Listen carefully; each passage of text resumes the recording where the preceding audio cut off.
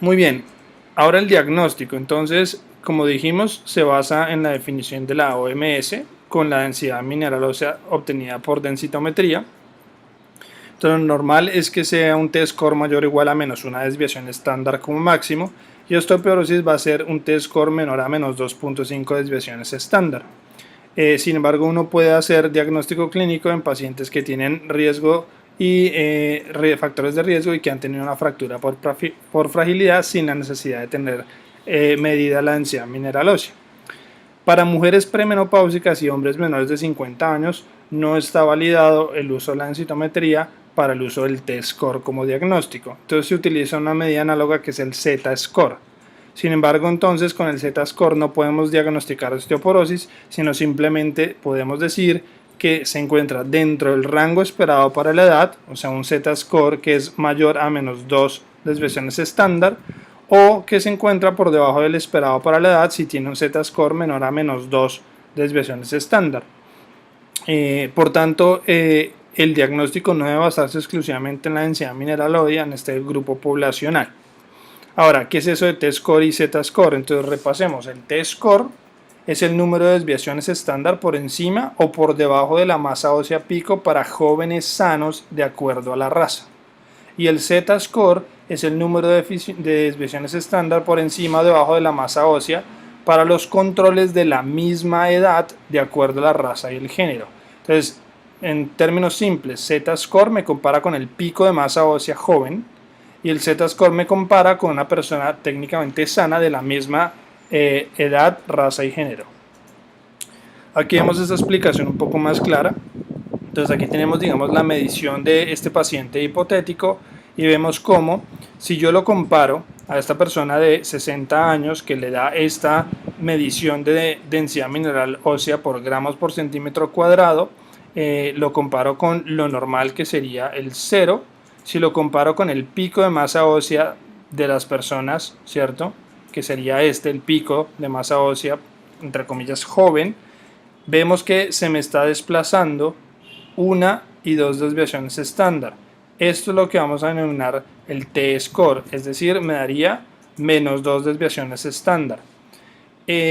Si yo utilizo el Z-score porque resulta que fuese un paciente menor de 50 años, el Z-score simplemente me tiene en cuenta la medición del paciente y cuánto se me ha desplazado con la medición normal que debería tener una persona de la misma edad. Entonces esta diferencia sería más o menos 0.5 desviaciones estándar de diferencia. Entonces el Z-score de este paciente, si fuera medido en este punto, sería de menos 0.5. Si estuviera hacia arriba, pues sería positiva la diferencia, pero realmente nos interesa es que sea negativo.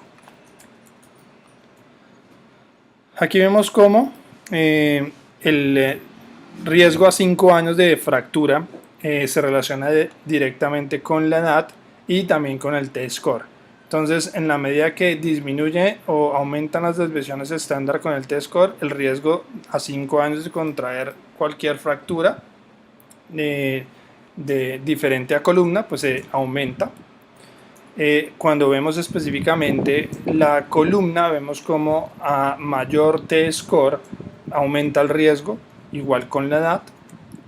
Y para cadera exclusivamente, el riesgo a 5 años también aumenta conforme aumenta las desviaciones estándar del T-score. Es por esto que se toma como definición menos 2.5 en adelante para definir osteoporosis. Ahora, ya vimos que una opción es con el FRAX decidir a quién se le toma la densitometría ósea. Sin embargo, hay unas guías que proponen a quiénes se le debería medir o no. Entonces, las guías de la National Osteoporosis Foundation sugiere que a toda mujer mayor de 65 años y hombres mayores de 70 años se les debería hacer una densitometría ósea independientemente de si tienen o no factores de riesgo. Para las mujeres posmenopáusicas y hombres entre los 50 y los 69 años que tengan factores de riesgo, como pueden ser fractura por fragilidad previa a los 50 años o uso de medicamentos de alto riesgo, la historia familiar, la artritis reumatoide o otra entidad asociada a pérdida mineral ósea, el corticoides por más de 3 meses, el tabaquismo, el bajo peso y el inicio o la continuación de terapias para osteoporosis, que ya estén recibiendo medicamentos para decir si se suspende o no, o que están recibiendo terapia de reemplazo hormonal, estaría indicado en ese grupo poblacional medir una densitometría ósea. ¿Qué dice el Task Force americano? Que las mujeres mayores de 65 años sin límite superior de edad se les debería medir. Las mujeres entre 50 y 64 años se les debería medir si el FRAX es mayor para el que le daría a una mujer de 65 años sin factores de riesgo. Y dicen que no hay evidencia suficiente para recomendar el tamizaje a todo hombre independientemente de la edad. Las guías del Colegio Americano de Reumatología, específicamente a lo relacionado con osteoporosis inducida con esteroides, dicen que se debe tomar una densitometría a todo paciente de base antes de iniciar el tratamiento con corticoides, a quienes se les espere que el tratamiento se le va a dar por más de 3 meses independientemente de la dosis. La idea es mirar fracturas por fragilidad al inicio de la terapia y tener algo de base para repetirlo de forma seriada en los pacientes que reciben por más de 3 meses los corticoides. Ahora, ellos no se comprometen en decir cada cuánto debería medirse, ya queda a criterio clínico cuándo repetir. Digamos que eso no está muy claro, pero eso es lo que dicen las guías del Colegio Americano de Reumatología. Muy bien, ahora, ¿cuáles son los pasos para interpretar una densitometría ósea? Entonces, lo primero es mirar los datos demográficos, que igual los piden siempre el equipo para tomarla, que son la edad, la raza, el género, el peso y la talla, y es con base en estos factores que el equipo va a calcular la masa ósea que debería tener la persona para calcularle el Z o el T-score. Tener en cuenta algunos factores técnicos como la clase del equipo, el coeficiente de variabilidad del día, que idealmente debe ser menor a 6, si varía más es porque no está estandarizado y no puede uno confiar en esa técnica, igual que el error de precisión de los tecnólogos, que para columna debe ser de menos de 1.9 y para cadera 1.8. Esto lo dice ahí en el informe de la densitometría, y si uno conoce bien el equipo y conoce en qué sitio los está haciendo, y ojalá debería hacerlo siempre en el mismo sitio, tener en cuenta estos parámetros de confianza para la interpretación del estudio. Ya después viene lo que es realmente evaluar el enunciado que habla sobre alteraciones en la imagen que muestra los hallazgos morfológicos, primero de columna y luego de cadera. Luego ver la densidad mineral ósea en gramos por centímetro cuadrado, luego ver el T o el Z-score y luego ver el porcentaje de contenido de la densidad mineral ósea con respecto a la población de referencia. Eso se hace tanto para columna como para la cadera. Posteriormente pues se mira la impresión diagnóstica y finalmente se puede hacer, si el paciente tiene estudios previos, hacer una comparación, y se debe utilizar siempre no el Z-score ni el T-score, sino ya como tal el número absoluto de gramos por metro cuadrado y o el porcentaje de cambio que pudo haber tenido con respecto al estudio previo. Ojalá la comparación sea con el mismo estudio en la misma máquina, porque las máquinas, como les digo, pueden variar y eso haría que la interpretación no sea adecuada. Se considera un cambio significativo, bien sea para arriba o para abajo, un 3% de cambio con respecto al estudio previo, bien sea para bien o para mal. Ahora, ¿cuáles son las áreas de interés que debemos buscar? Entonces, la primera es la columna lumbar. Ojalá ver en la visión posterior anterior de L1 a L4, y si no es posible las 4, evaluar al menos 2 que estén pegadas, o sea, L1, L2 o L2, L3 o L3, L4. Siempre se deben excluir las vértebras que estén afectadas por cambios locales o artefactos, y se debe excluir siempre que haya más de una unidad en el T-score de vértebra adyacente una a la otra.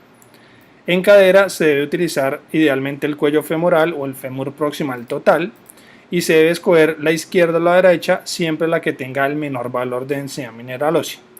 El radio distal o radio 33 no se puede realizar o interpretar como la columna y la cadera. No es, digamos, lo ideal, no es la mejor medición, siempre se prefiere columna y cadera, pero en aquellos pacientes que no se les puede hacer columna y cadera, pues podría ser una alternativa.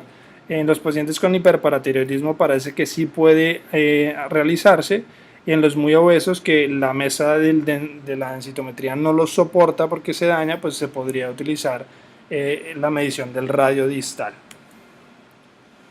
Entonces aquí vamos a dar un ejemplo. Este es el primer caso. Es un paciente de 88 años, raza hispánica, femenina, posmenopáusica, que pesa 50 kilos y mide 1,55. Los factores técnicos son que fue medida en un equipo lunar con un coeficiente de variabilidad de 0,2, un error de precisión de 2,5 y con un cambio significativo mínimo de 2,7. Entonces, ya teniendo en cuenta eso, miramos los parámetros de interés, que son la columna. Nos indica que tiene una escoliosis lumbar de vértice derecho, que las vértebras T12 y L1 tienen esclerosis igual que L4 y L5, que descartan la medición de L4 porque hay más de una diferencia de una unidad entre el T-score entre L3 y L4 y por tanto solo analizan los valores de L1 a L3. Con eso les da un T-score de menos 0,5 y una densidad mineral ósea de 1,125 gramos por centímetro cuadrado, que corresponde al 95% de lo esperado para la población sana. Es decir, esta paciente estaría normal con la medición de columna. Entonces, así es que nos lo reportan en la historia. Entonces, vemos aquí la gráfica de la columna, aquí se ve algo borrosa, donde nos muestran L1, L2, L3 y L4. Aquí podemos ver macroscópicamente que hay unas zonas mucho más oscuras que generan mayor densidad en estas vértebras, como son T12 y L1, por la esclerosis que nos mencionaban, y por eso vamos a mirar aquí las regiones, cuánto es la densidad mineral ósea medida en cada una de las vértebras, y vemos el T-score. Si vemos que hay más de una unidad de diferencia entre el T-score, pues hay que excluir esas vértebras. Entonces aquí vemos que esto es 1, 1, 3, 1, menos 1, 2, menos 1, 5, menos 0, 4. Entonces hay más de una unidad de diferencia entre L3 y L4 y por tanto se decide excluir L4 de la medición. Si no se excluyera porque estaba dentro de lo normal, podríamos decir que podríamos tomar la medida de L1 a L4 y mirar aquí el T-score. Bueno, entonces se toma este valor, L1 a L3. Se excluye L4 y nos dice que el T-score nos da 0,5 menos 0,5 con una densidad que equivale a 1,125 gramos metro cuadrado y que corresponde al 95% del adulto joven. ¿Por qué estoy mirando el T-score? Porque es un paciente mayor de 50 años o mujer posmenopáusica. Lo siguiente es ver cadera. Dice que no se evidencian anormalidades estructurales y se analiza a la izquierda por ser la que da un menor valor. Nos da un T-score de menos 2,6 con una densidad mineral ósea de 634 que corresponde al 67% de lo esperado. Entonces aquí vemos, esta es la cadera izquierda, que es la que se está tomando, se toma la medición menor de todas, que es la cadera total, 634 gramos, el T-score da menos 2,6 que corresponde al 67% del adulto joven. Entonces en este caso la paciente sí tendría una osteoporosis catalogada por los criterios de T-score en cadera. Entonces tiene osteoporosis.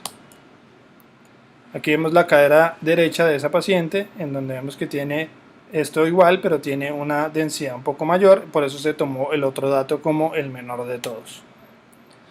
Entonces vean este caso y les propongo que lo analicen ustedes paso por paso a ver si entendieron cómo hacerlos. Yo simplemente voy a ir pasando las diapositivas para que ustedes vayan analizando el caso.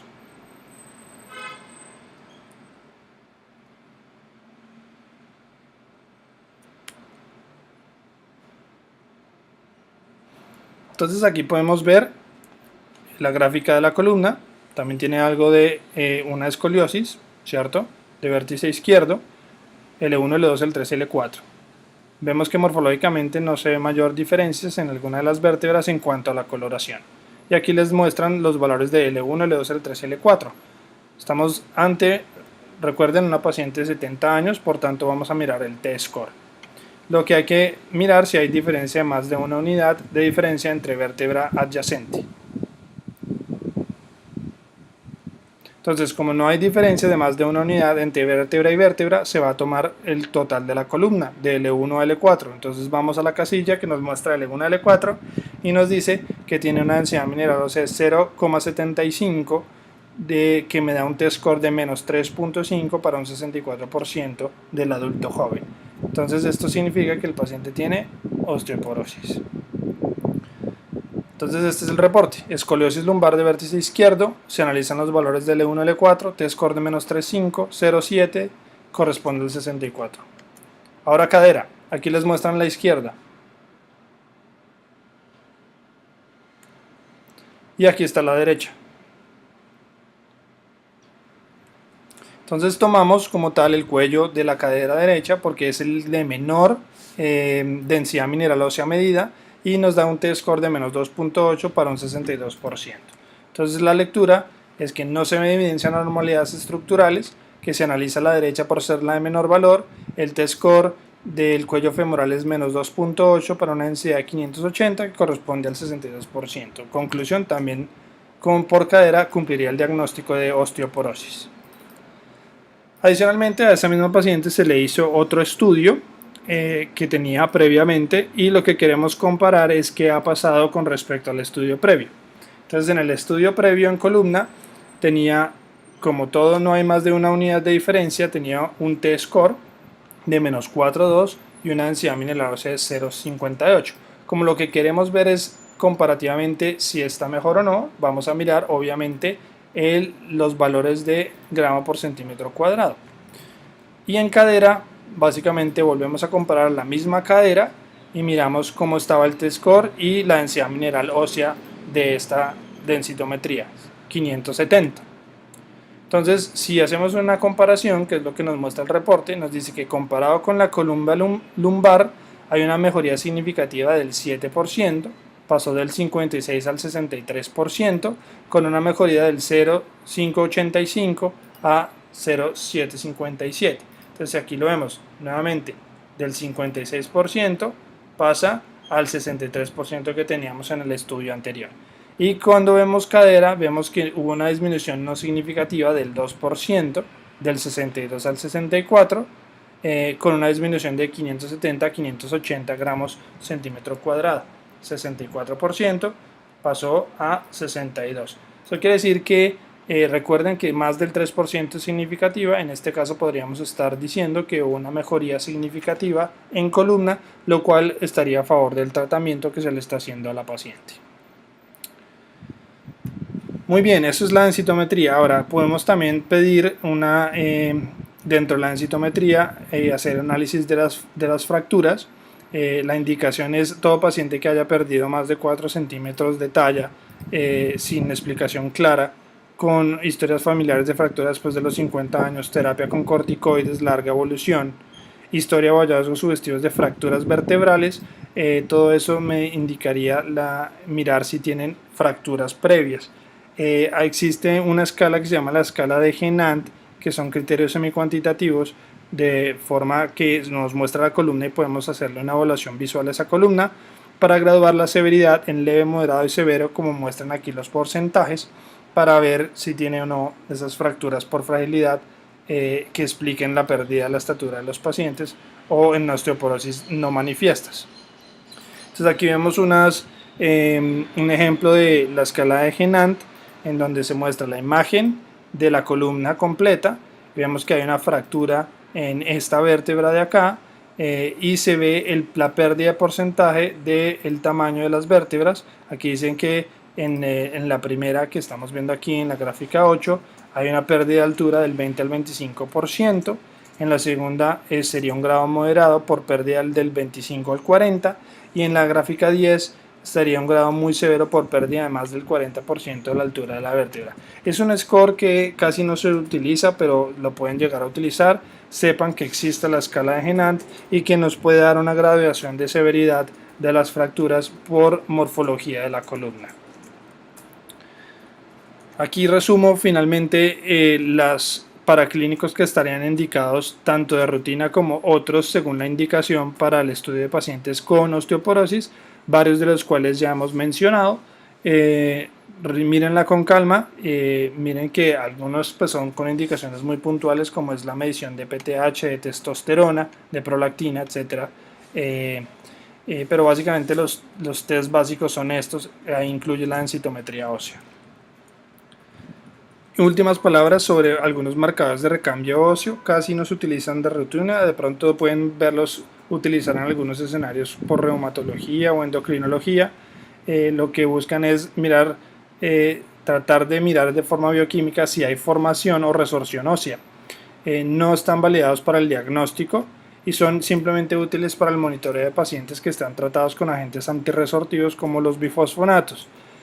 Adicionalmente, si se suman al FRAX y la densidad mineral ósea, pueden ayudar para estimar el riesgo de los pacientes y pueden, digamos, inclinar la balanza para decidir si se trata o no un paciente en los casos en donde un FRAX limítrofe, con densitometría limítrofe, pero con marcadores de recambio elevados. Hay controversia sobre usarlos o no, por eso no se utilizan de rutina ni lo recomiendan las guías de rutina, además de que tienen importante variación entre unos y otros. De entre todos los que existen son las piridinolinas y los teropéptidos los que se consideran los mejores índices de resorción.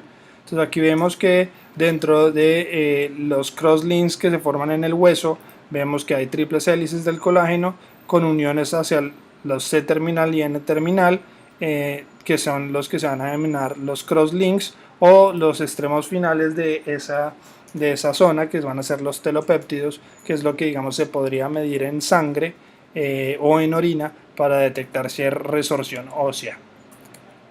Entonces, estos van a ser clasificados según si son de sangre o en orina. Están los de formación ósea, o sea, producido por los osteoblastos, que son la fosfatasa alcalina específica del hueso y la osteocalcina, que son los más empleados, y los de resorción ósea, que es producto de los osteoclastos. Está la hidroxiprolina, pero el que más se utiliza son los C-telopéptidos y el N-telopéptido del colágeno tipo 1 del hueso. Algunos otros marcadores séricos de resorción ósea, estos son urinarios, pueden ser el C-telopéptido, que es el que más se utiliza, y también está la fosfatasa ácida resistente a tartrato, que rara vez se usa. Entonces, si acaso, si los oyen o los leen en alguna parte, sepan que existen, que en algunos casos los miden, pero que realmente no están estandarizados ni son de rutina para el manejo de los pacientes con osteoporosis.